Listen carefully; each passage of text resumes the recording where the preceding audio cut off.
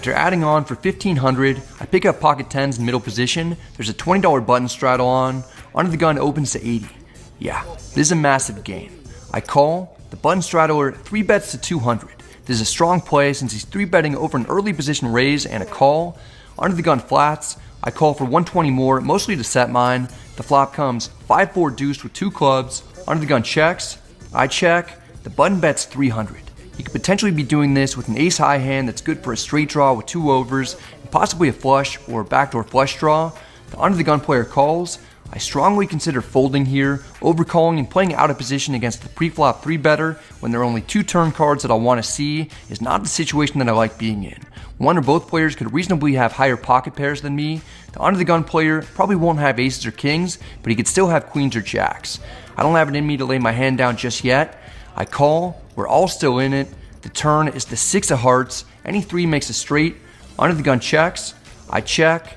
The button checks back, which I'm happy to see. Ideally, I'd like to get the showdown without putting any more money into the pot. The river is the 8 of spades. Any 7 makes a straight now too. Under the gun checks. I doubt he'd do that with a straight. Maybe he has an ace-high hand. I have showdown value, and I don't necessarily need to turn my hand into a bluff, although I briefly consider it. I check. The button checks back. Perhaps I'm best. The button shows ace-queen, good for nothing. Unfortunately, I get notched by the under the gun player. Ace high, pocket jack. Nice hit, nice hit. I've never heard of jacks. Might be some new slang term for jiggities or something. A while later, I pick up ace-queen offsuit under the gun. The button is straddled for only 10. The blinds act first. The big blind calls for 5 more. He just got stacked and doesn't even have all of his new chips yet. I raised to 50 in order to isolate him. The hijack is one of the most active players at the table. He's been raising and 3-betting often. Here he 3-bets to 175. I'm not buying that he's getting premium hands as often as he's representing. The big blind might be on the same level as me. He 4-bet rips it for 480 total. 300 of it is behind, so he jammed with a mix of both real and invisible chips. Sure, he could have a strong hand like a premium pocket pair, but given the dynamics of the game and the fact that I have great card removal, making aces, queens, and ace-king a lot less likely, I expect the under the gun player to be tilt-shoving with a variety of hands that I'm ahead of, or at least flipping with. This jam is only for 48 big blinds anyway. As long as I'm not up against pocket aces, the worst case scenario is that I'll have around 30% equity. I don't want to call the all-in and have the player behind me call or 5-bet. Instead, I 5-bet to 900 in order to isolate the under the gun player. The hijack is deep in the tank for a long time. We finally send some rescue divers in to bring him out, and he folds. It's heads up with the under the gun player, and he definitely was not tilt shoving. I hope I didn't get cooler than nasty here. What do you got? Show it.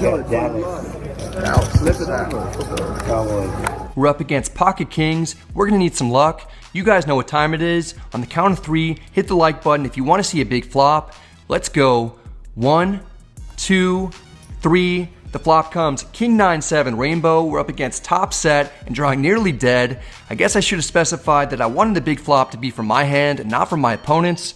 Oh well. It's gonna be tough for me to win. Nice hand. Thank you. 470? 480. 480. Finally, we get to get some. Nice. I'm stuck 1800 when I pick up ace-queen offsuit once again. This time I'm under the gun plus 2. There's a $10 straddle on. The big blind limps in for 10. I raise to 50. This feeling is eerily similar to the previous hand we went over, even more so because the player on my left 3-bets to 200. I can't seem to find myself in one easy situation this session. The big blind folds. I'd probably fold this if I were in a Vegas 5-10 game. Here, there's a lot more light 3-betting, although this particular player on my left hasn't been that active. I call for an additional 150. We're heads up, out of position. The flop comes queen jack 10 rainbow. We've got top pair, top kicker, and a gut shot straight draw, but this isn't exactly one of the best hands I'll have on this board. Sometimes I'll have queens, jacks, or 10s. I could even occasionally have ace king for the straight. I check here. The opponent bets 200 again. I'm concerned that I could potentially be up against ace king, queens, maybe jacks, and aces or kings as well. It's too early to fold though. I call one time, hoping for a king. The turn is an 8. Any 9 makes a straight. I'm not worried about that so much. I check. This time, the opponent increases his bet size. He makes it 400. I'm over this hand. I fold. I could very well have been drawing dead to a chop or just a few outs. At minimum, I expect to be up against an overpair when he fires for 2 bullets. The opponent is nice enough to show that he had us beat. Some time goes by before we pick up King Jack of Diamonds in middle position. There's a $20 button straddle. The big blind limps in. Under the gun calls for 20 as well. That's not enough money. I raise to 100. The big blind and under the gun both call. We're going 3 ways to the flop in position. Comes Queen 9-8 with 2 clubs. We've got a gutter and 1 over. The big blind surprisingly takes a $100 chip off the top of his stack and leads into the rest of us. The under the gun player folds. I'm getting a good price with a draw to the nuts and big implied odds. I call 1 time. We're heads up. The turn is the miracle 10 of diamonds. We get the 3 outer for the best hand possible. The big blind isn't worried about there being 4 to the straight on the board. He fires for 200. I'm definitely not going to slow play this. I want to get as much money in now as I can. I slide in a raise to 500. Maybe it'll induce a bluff shove or a shove from my opponent if he's holding one of the other 3 jacks. Everything goes exactly according to plan. I immediately call the jam for 1780 effective. The big blind has me covered and we're not chopping. The opponent shows that he has Jack 9 of clubs. He flopped middle pair and a straight flush draw. We both got there on the turn, but I've got the winner as long as there's no club or king on the river. It's a pot of over $4,000 and we're only running it once, so there's max pain for one of us. If I lose, I'll be stuck 4,500 on the night, and if I win, I'll be close to even. The river is the jack of spades. There's a straight on board, but I've got the king high straight to win it all. Nothing had been going my way tonight, but finally we're on the right side of a cooler. After verifying the count of my stack, the biggest pot of the night is headed our direction. Everything has changed quickly. I'm still down, but for this game, it's a small amount of less than 500. Back to the game. It's PLO double board bomb pot time once again. Certainly not by my choice. I'd be happy to maybe never play this ever again going forward. My 6 opponents are so excited that I'm involved though, as they should be. We've got Ace-Jack, 8-7 with 2 hearts. There are a couple of good things going on for our hand, but it's not that amazing. The first flop comes out Ace-5-3 with 2 clubs and 1 heart. We make a pair there. The second flop is 7-7-4. We have trips on that one. I've got what I believe is a solid hand, and I bet 125. The way things have been going for me in these situations, surely someone's going to have pocket 4s with a deuce to beat me on both boards. The hijack and cutoff call. We're going 3 ways to the turn out of position. The top turn is the 5 of diamonds. The bottom turn is the 9 of hearts. We pick up a gutter there. I bet 350. The hijack calls. His name's Frank. He's the guy who I straight over straighted in the king jack hand earlier. Since he hasn't raised me in this hand, I imagine that he's only strong on one board at the moment.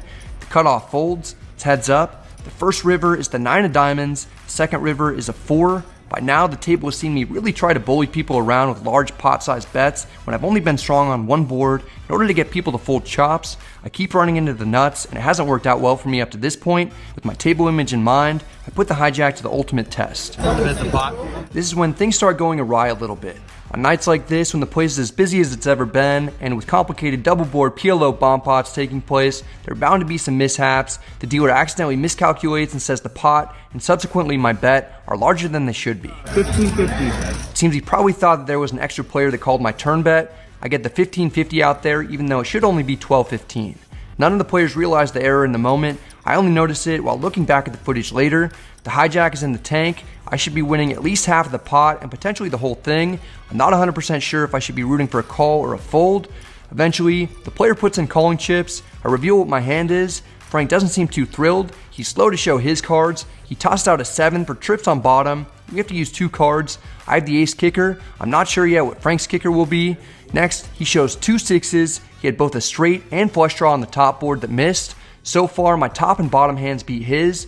Finally, his last card is a 3. We have confirmation that we've scooped a massive pot that's slightly larger than it should be. With this win, I'm completely out of the hole and actually up almost $1,000, although a few hundred of that shouldn't be mine.